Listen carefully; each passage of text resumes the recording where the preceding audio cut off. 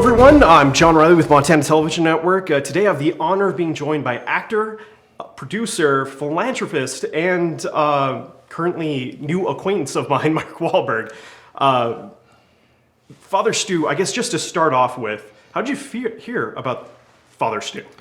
It started off like one of those jokes, walk into a restaurant with two priests and one of them starts pitching me on a movie. And the first go around, it didn't really register, and Father Orion and I were just trying to order our food, and then Father Benioff persisted, and something just made me pay attention to the story. I asked him to start over.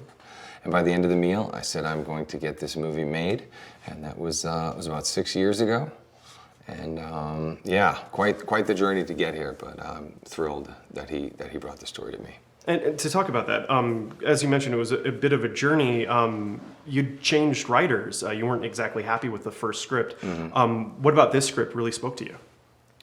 Which is very common, by the way. I mean, we could have gone through 4, 5, 6, 7, 8 different iterations of the script. I think what happened was I was working with David O. Russell, and we had hired a writer, and she did a pass, and it was not in the direction that we wanted to go. And so I was like, okay, let me kind of start from square one, and was talking to Mel and picking his brain about what he did to get The Passion of the Christ made. And then I started talking to Rosalind Ross, who had written something else that I really liked, and she kind of got to a place, even though she wasn't raised Catholic, where she felt comfortable taking a crack at it. And so I said, okay, I kind of told her the story and connected her to Bill and everybody, and came back 3 months later, and it was literally the movie that I wanted to make was on the page. And that has never happened to me in my career. Usually if there's something there that's, maybe a bit of the structure, the bones, certain pieces that you could kind of work on and have those building blocks. But it was pretty much the movie that we wanted to make. I started working on the script and rehearsing and playing out the scenes immediately. And then, of course, we had to kind of figure everything else out, and it dawned on me. I thought if she could put it on the page, she could put it on the screen. And so we asked her to be the director as well. And it seemed like it was a bit of a whirlwind production. You guys filmed in a very short amount of time. Yeah, 5.5 years to only shoot in 30 days. We're a movie that's pretty ambitious in its size and scope, spanning a couple decades, but we jammed it all into 30 days. And what sort of work did you do to get into the mindset of Father Stu?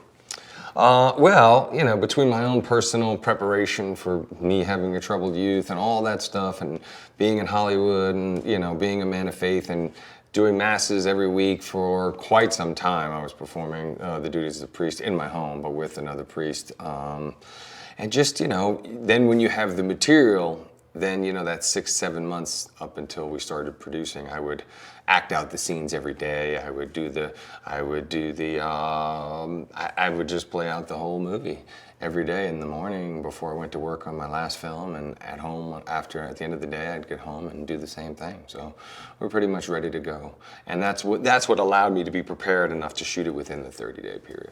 Now, you mentioned there that you've done your own masses. What's it like writing a homily?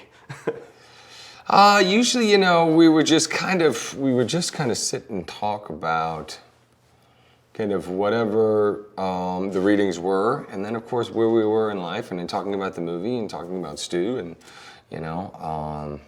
but yeah, I was just I usually have a tendency to like to talk every once in a while, depending on where we are. Who's there. That's very fair. Yeah. So just a little bit more about the preparation for this. In this film, you went from fighting shape to father shape. What was that like? That was probably the toughest bit, only because I had to do it within that 6-week window.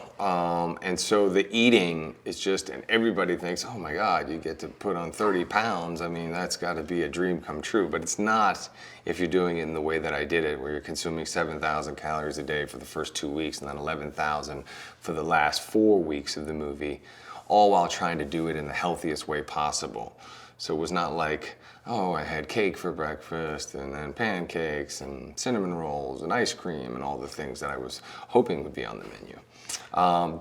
And it wasn't really even like the kind of actory thing, which I've been guilty of many times, talking about how much I had to suffer to play the part.